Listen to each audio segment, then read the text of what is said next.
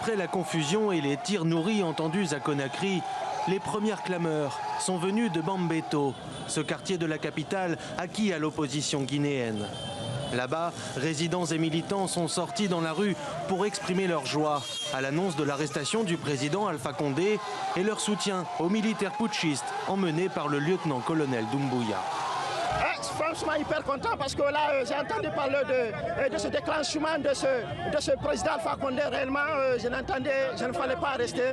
Réellement je ne pouvais pas empêcher de venir à cette fête après la délivrance par ce cher compatriote M. Doumbouya. On est là, on se manifeste de la joie parce que on était là, on a beaucoup souffert avec le temps. Bon, Dieu nous a montré quelqu'un qui est plus puissant que lui. Dans le reste de la capitale, l'ambiance est moins euphorique. Si l'intervention des militaires est plutôt bien accueillie ici, déjà ces Guinéens s'interrogent et demandent une transition pacifique. Nous demandons aux militaires qui ont fait cette intervention de les retenir dans les bonnes voies, de ne pas accéder au pouvoir, de faire tout juste une transition et remettre la Guinée en démocratie. Du côté du Front national pour la défense de la Constitution, la principale force d'opposition politique, on prend acte des déclarations des militaires.